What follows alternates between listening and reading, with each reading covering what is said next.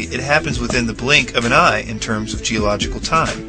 So what this means is that scientists who call this event fast call fast 5 to 10 million years, and that predicting a specific date for this to happen is again ridiculous, especially considering that we are told that the Mayans predicted it using the understanding of precession, which couldn't have any less significance to this event, no matter how well that they understood it. So let's take a look at what supposedly got this whole thing started, the Mayan calendar. The first question is, did the Mayan long count calendar predict the end of the world? No.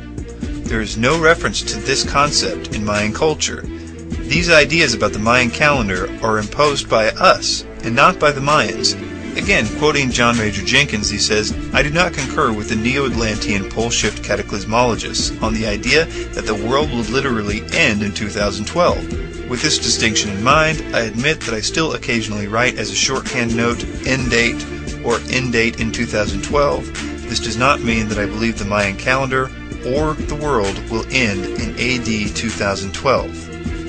Often when you listen or read or watch a presentation on 2012, they will make the jump from the resetting of the calendar to it must mean that the major cataclysms are coming in a very slick way, usually not dwelling on this important transition.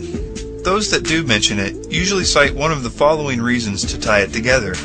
Number one, that a Mayan ballgame was actually symbolism that told us about galactic alignment, and number two, that certain pictorials of the sacred tree also speak of galactic alignment. While I don't agree with the logic used to make these connections and think that they are far-fetched, and in some cases frivolous, for the sake of argument, I will say that the Mayans did for whatever reason choose to end their calendar on this 2012 solstice because of the visual effect of the sun rising in galactic center on that date, and that they fully knew of this effect.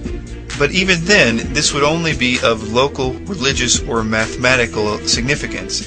That is to say, if the Mayans believed it was a symbol of rebirth when the sun appeared in the Milky Way galaxy, it would be their prerogative.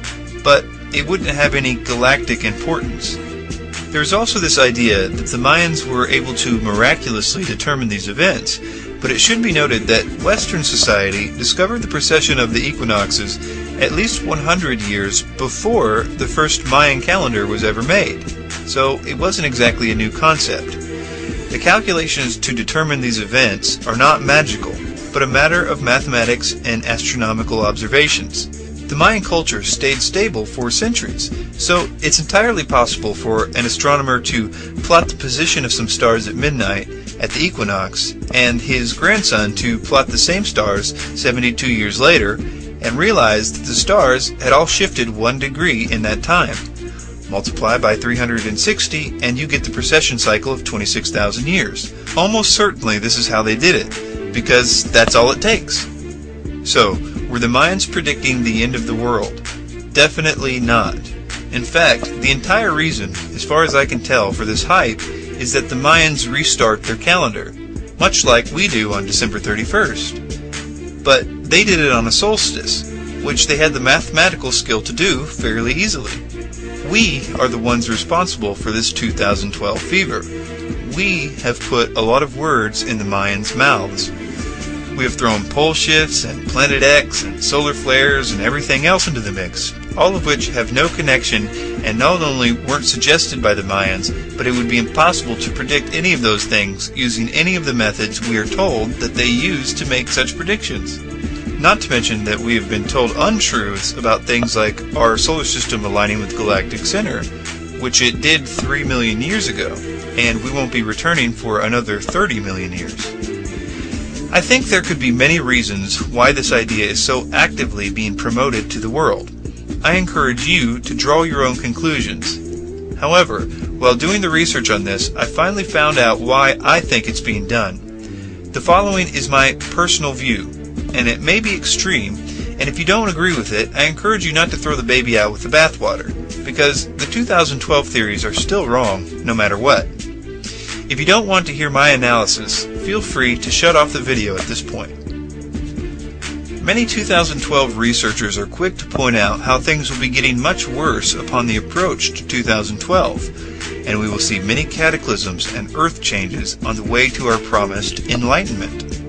I think that this has to be promoted as much as possible to people so that when they see these kinds of things happening in the next few years, which I agree will happen, but for different reasons, everyone will try to endure these things thinking it's a natural cycle, never realizing the obvious fact, which is that the Bible clearly prophesied what the days before the return of Jesus and the so-called birth pangs would look like, and even why they were happening, and what to do about it.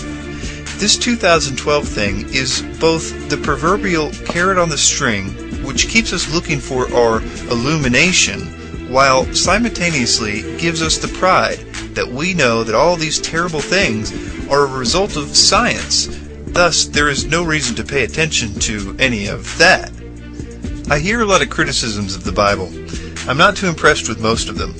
But surprisingly, the one that could really have an impact is never used, even by the fiercest critics, which is challenging the fact that the Bible has never missed in regards to prophecy. That is, that it is 100% accurate. And the Bible itself is full of prophecies. Almost 25% of the Bible is prophecy at the time that it was written. And because of the Septuagint, it can be demonstrated easily that it was written before the events it prophesied happened. And these aren't vague Nostradamus-type prophecies either. They are talking about specific kingdoms and people and places and wars and times and even names, all of which came 100% true. And I think sometimes we don't remember that for about 1,200 of the past 2,000 years, it was completely illegal to own a Bible. It was punishable by death. So I think sometimes we take for granted this book, and considering its track record, it should be the most important book on our bookshelf. Thank you for your time.